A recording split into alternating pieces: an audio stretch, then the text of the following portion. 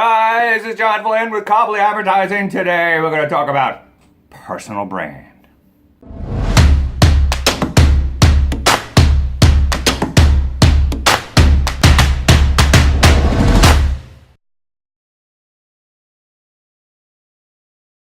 Your personal brand. Yes, well, company brand, personal brand. I'm a small company, so it's personal brand. Very important. Why? Well, you want people to know you in the industry as what you have a relationship with your clients, what you bring to the table, what you say you could bring, and what you could do, strengths and weaknesses. We all have them, okay? There's no one who doesn't have strengths and weaknesses, okay? But you be best to define that with customers, and then when you go into a situation, you're a lot more comfortable, because the more you have personal brand and you could, have a relationship with your customers, it's an easier relationship because they already know what they're gonna get. Okay, I mean they're gonna get something, and if they want some super slick professional company that's gonna send them beautiful Christmas cards and big baskets of chocolate and everything, I'm not your guy. But if you want a team that's got its nose to the ground, that's super super fast and super super smart, and it's going to tell you the super super truth if you like it or not, I might be your guy. There. That's my personal brand, right? That's the company's personal brand. My company's personal brand is that we're super, super smart. I hire the best of the best, right? That's what I want on my team. I want the best. And then when I get them, right, tell them, go be good. And they're like, well, what's that mean? Go be good. I said, go be good. Go forth and do what you do. So I hired you, right? Marketing, sales, software engineer, whatever. Bring them on, and I'm like, I'm glad to have you, and feel free to do what you do. It takes a while to adjust to that content.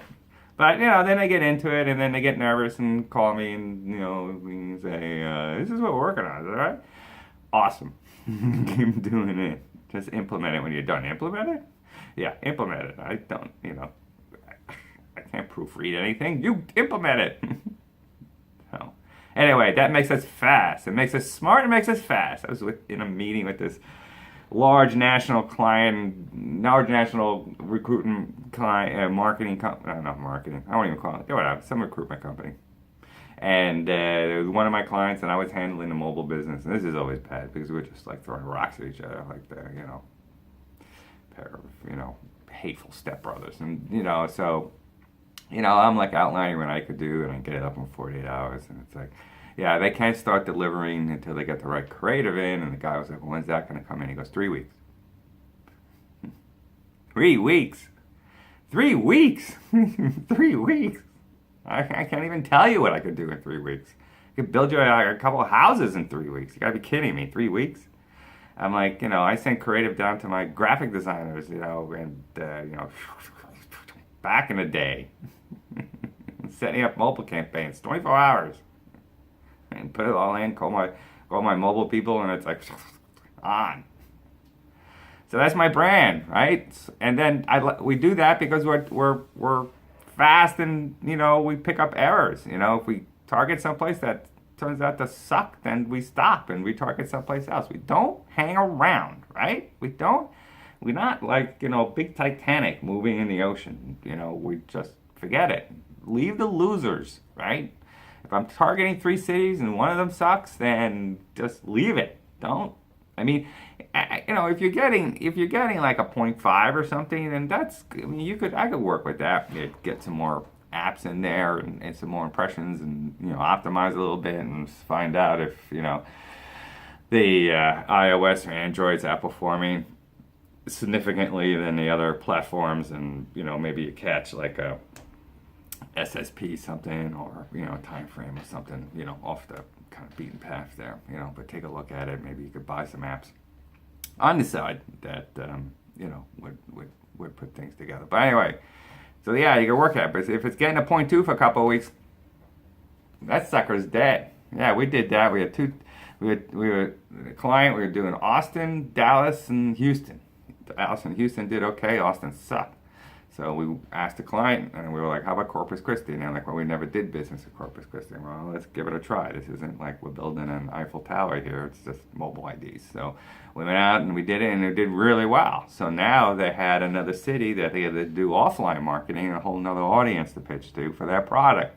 See? It's not just about the click-through rate, right, to see, but it's also about exploring new territories on a cheap level. Mobile's cheap, cheap, cheap that way, right? We can go into a big city, and then you don't have to buy a stupid billboard, right? Billboards, newspaper ad. I don't even know what. Anybody know what newspaper is? I forgot.